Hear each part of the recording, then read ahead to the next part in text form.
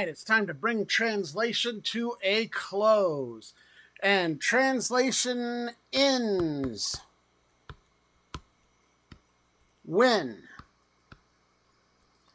UAA is at the A site. Right?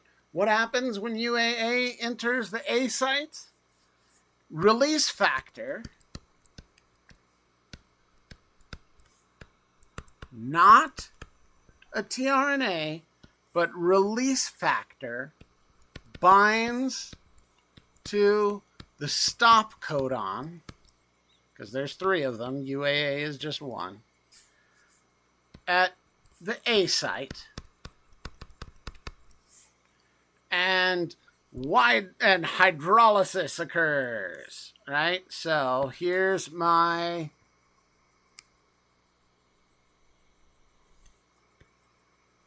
release factor.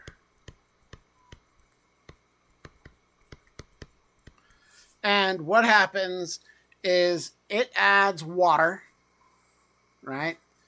So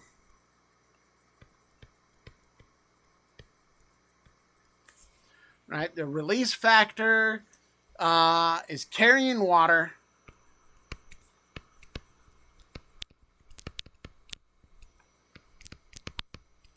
And water is great at breaking bonds in macromolecules. So what happens when release factor binds at the A site is a pretty simple cascade, right? We have hydrolysis occur. What hydrolyzes? Well, I'll tell you, right? The polypeptide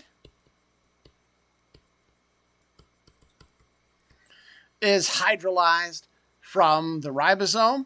So polypeptide released from the ribosome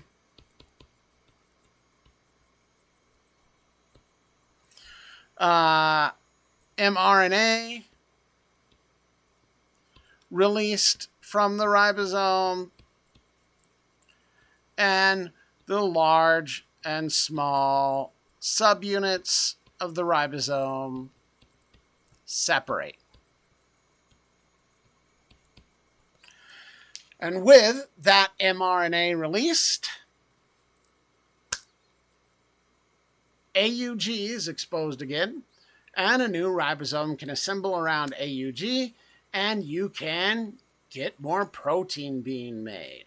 Our new polypeptide chain is undergoing our levels of organization: alpha helices, beta pleated sheets, compact ribbons. And then maybe if it interacts with a separate tertiary polypeptide, they'll combine together to make something quaternary. But that all happens during elongation and after release factor hydrolyzes everything. But this is the end of translation.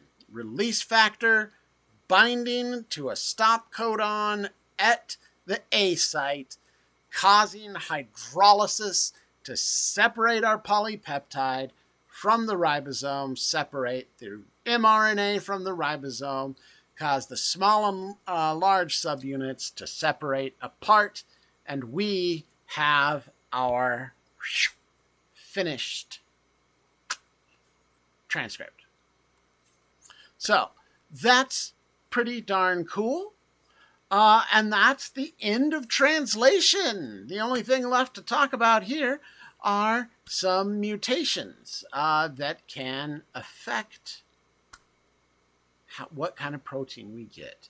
So our next biology bite will be about point mutations as we bring translation to its close. Woohoo!